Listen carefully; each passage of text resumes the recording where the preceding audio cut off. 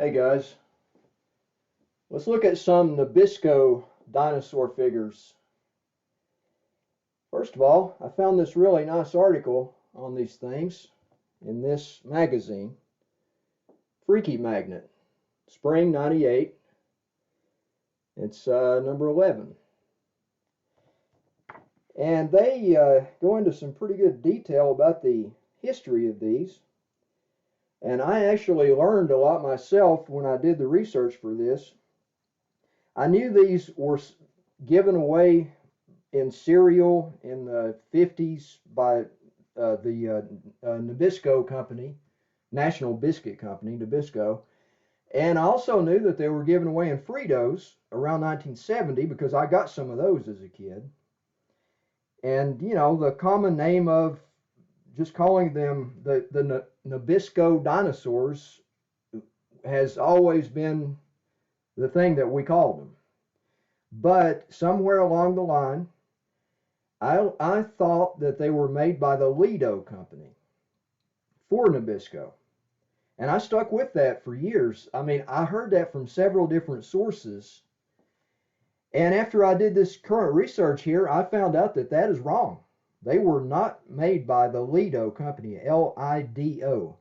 The Lido company did make several plastic toys, you know, like jungle animals and soldiers and different things, but they did not make these figures, any of them. And I'll tell you who actually did make them. Let me get this here. The company responsible for developing the premiums was Specialty Advertising Services based in New York City. The actual creator was John Wally Walworth, who designed many of the best loved Cracker Jack and cereal premiums from the 1950s. So there you go. They blew up that Lido thing. And anyway, in 1958, the first group of these came out. And I'm going to show you a couple pictures here.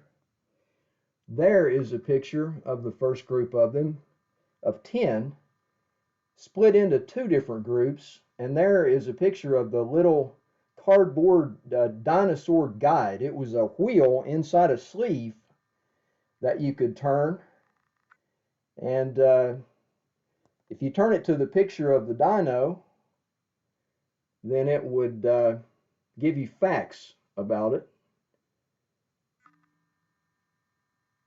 And the camera is going to be a piece of work today, I can tell. But anyway, here's a better picture of it.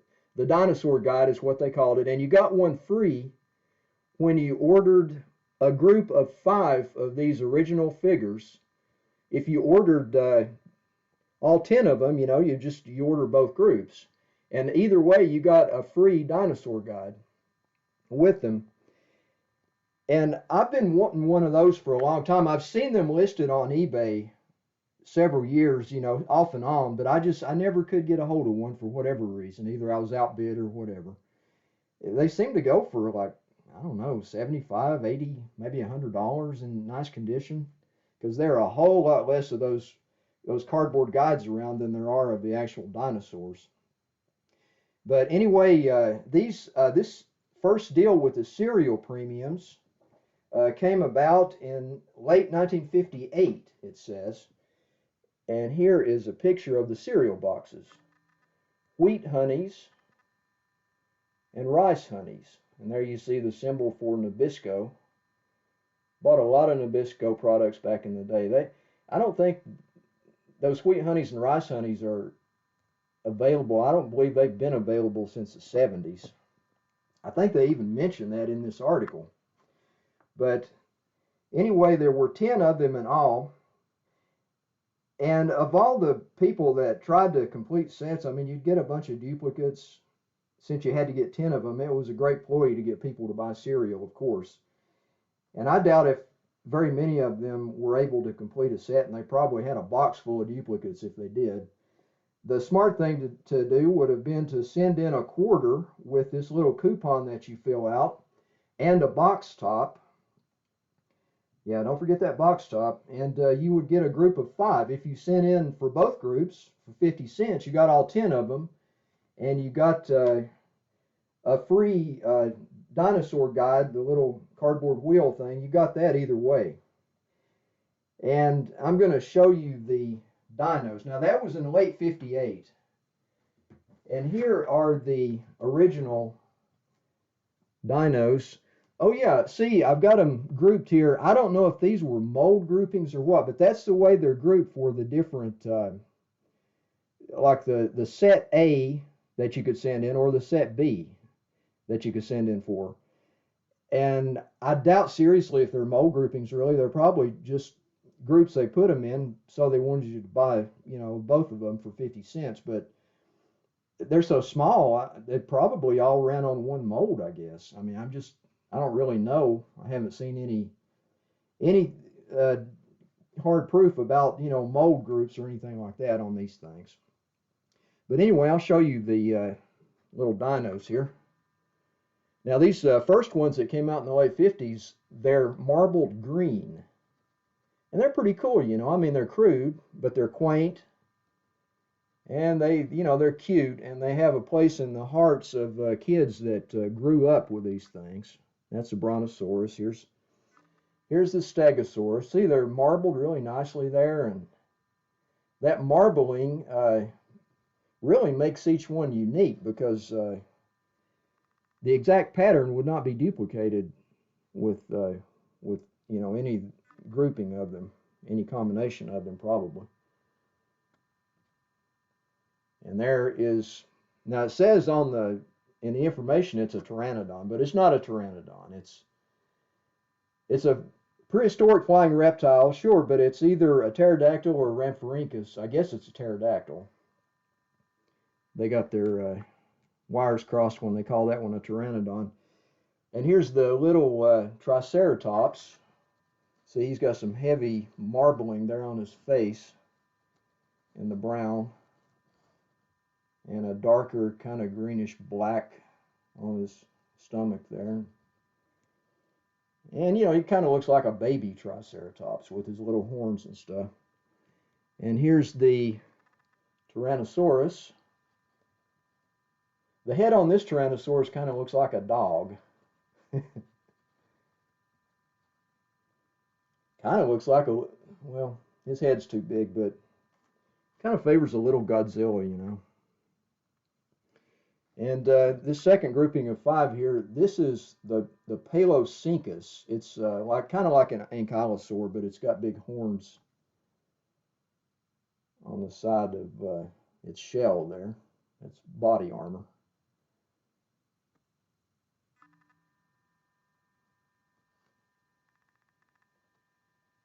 And really nice marbling. And collectors love that marbling on anything, especially marks. And the aftermark sets by Superior. Those actually sell for quite a bit because even though they're repops, they have great marbling. They sell for more than the original Marks figures because there's a lot fewer of them. And here's the Dimetrodon. And Parasaurolophus. Crest is way too big, but these things they're just made to be cute and kid friendly. They're not meant to be imposing or scare anybody by any means. And here's the Trachodon. He's got a lot of dark marbling there. And the Trachodon is molded so that it doesn't stand very well. Okay, those are the ones from 1958. That was the first series of them. Now, in 1960, they came out with another promotion for the same cereals, wheat honeys and rice honeys. And those are the prehistoric beasts in the silver plastic. And they are larger and more finely detailed than the dinosaurs were. And let's take a look at them. There's a Beluchitherium. That's a pretty impressive little dinosaur toy there. And it looks like a Beluchitherium. if you've seen pictures, Beluchitheriums were huge. Not much messed with a Beluchitherium. They were like 20 feet tall and huge, kind of like the Pleistocene version of a sauropod. Okay, this is a Barry Lamba. Barry Lamba. And as you can see, the sculpts on these are pretty nice. And of course, we've got our woolly mammoth here. He kind of looks like a baby woolly mammoth. It reminds me of the woolly mammoth on Mighty Mightor, you know, that Little Rock. Actually, it's Shira that rides the little woolly mammoth. That's that flying, goofy creature that Little Rock rides. Orc, he calls it. He's always getting Orc in trouble. But anyway, here is the saber-tooth, and look at the tail on that thing, man. They were going for mega tail on that Smilodon, or saber-tooth. And you know, it's more appropriate to call them saber-tooth cat, but we called them saber-tooth tiger back in the day. That was the common term for them. Here is the Alticamelus.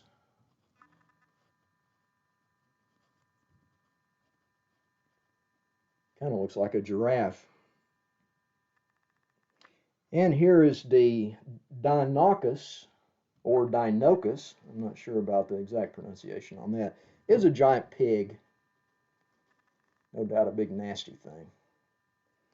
Not a bad sculpt on that one. Not quite as fine as some of these others. Here's a Titanitherium. Now that's a nice sculpt. As you can tell, it's got the double horns there on the nose.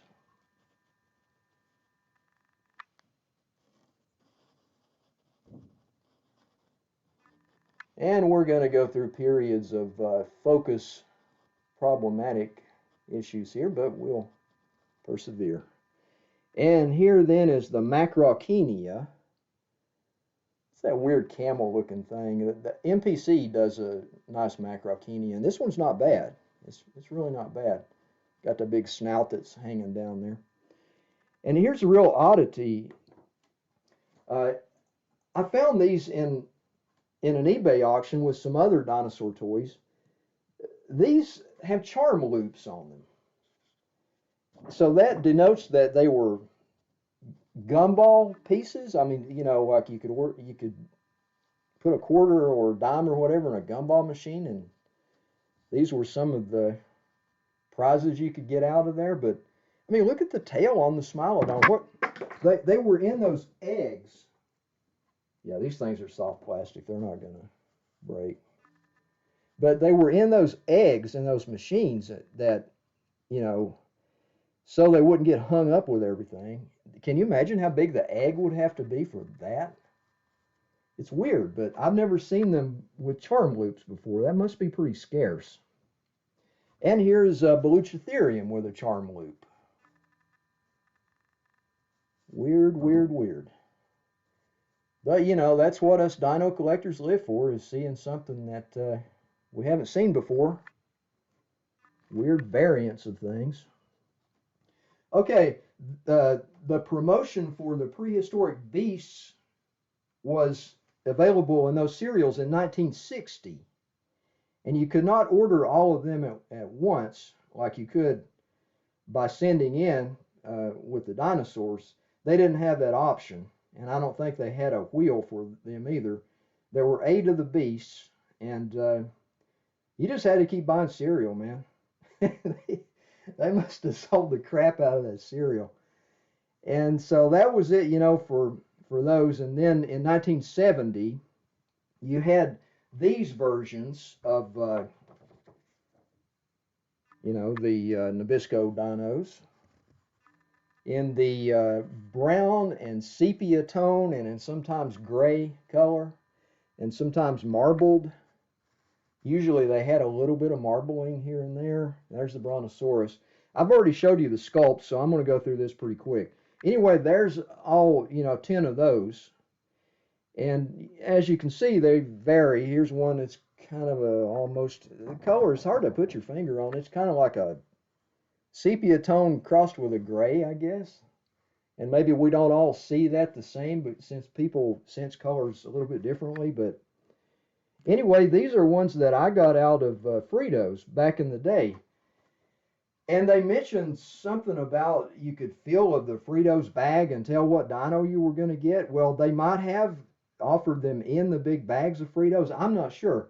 But as I remember it, and you know, this is kid memory, this may be off, but as I remember it, I got mine in those boxes of 6 uh, bags of, you know, 6 small bags of Fritos, and they had like a cardboard box that was open at the top that you could see in, and then they had the cellophane over that made it like a window box with the 6 bags of Fritos in there that you could take to school for like milk break or whatever, or just a snack. And they'd hide the little dinosaurs underneath those bags, so you couldn't tell what you were going to get in that case. But those are the way I bought mine, I'm pretty sure. Now here's some weird colors of those. This is one of my old ones that I got as a kid, and you can tell the neck is a little bit damaged there. Looks like he got chewed on a little. I don't remember ever chewing on any of these things. I mean, when these things came out in 1970, I was too old to be chewing on stuff, but something sure chewed the heck out of that guy. Anyway, I kept it because it's white, and that's kind of an unusual color. And then here's another unusual color, this little Stegosaurus. You know, he's really dark looking and marbled. So he probably, you know, all of these actually I'm thinking were in this group here that came out in 1970 in the Fritos. The Stegosauruses, they don't stand up too well either, some of them. Here's a Parasaurolophus. It's a little different color there. And here is a Paleosyncus that it's got a little marbling, you know. And likewise a Trachodon with a little bit of marbling. And now here's a black Paleosyncus, and I remember specifically getting this one. That sticks out in my memory really, really well because it's black, you know, it's a different color. And here is a little Dimetrodon, and kind of a reddish brown. And it's possible that he might actually go with this set over here that came out in 1958, because not only did they offer the marbled green, they offered the marbled red as well. And I've heard some people say that they've seen marbled blue, but I've never seen pictures of that, just hearsay. And that might be like a slightly off color of one of the reds, but it's not marbled very much. Just kind of a weird reddish brown color. All right, now that's up to 1970. That pretty much covers the Frito giveaways. Now we go to in the 70s. These same dinosaurs showed up. I don't think the Beast did. I might be wrong about that, but I think just the 10 dinosaurs showed up in party stores in pastel colors. And I'm sure they were sold in bags. I never saw them back then. It's just what they said in that article that I'm going by. And then in the 1980s, I think toward the end of the 1980s, the molds found their way. Well, actually, you know, in between there, I think in the 80s, the DFC company actually got a hold of the molds and stuck these in their dinosaur play sets along with a bunch of different stuff. They just grabbed dinosaur molds, man. They had Ajax and Tootsie Toy and all kind of stuff in their play sets for a little while. And then in the late 80s, these molds ended up in the hands of a company called Joy Toy, I think. And they were in the bright colors, and that's what you see here. All of these here are put out by the Joy Toy company. And then in the 90s, it was Tootsie Toy that got a hold of the molds, and they put out bag versions of these things. And as I remember, I think they like included the Ajax dinos. There were like 8 different Ajax dinos. I'm going to do a video on Ajax dinos too. But when Tootsie Toy did theirs, and possibly when Joy Toy did, I'm not really sure. I don't have packaged examples of those. But when Tootsie Toy did theirs in the 90s, I think they put the Ajax ones in with them. So anyway, you know, the molds up to that point seemed like they were still in good use, and I haven't noticed anything more recently than that. I don't know what happened to the molds. I don't know if people thought that these little quaint toys were too passe after that, and they just abandoned the thought of making them anymore. I don't know if something happened to the mold. I say molds. Actually, it's probably one mold for the dinos and one mold for the beasts. But I don't know. Anyway, that's pretty much what I do know, and I'll end the video with this. This is a box that when I bought those 10 dinos from an eBay seller, I got this shipping box. It's pretty cool. It's the original shipping box. Mary Gunshannon, 1 Duplon Manor, Kingston, Pennsylvania, I guess. Part shipment, dino.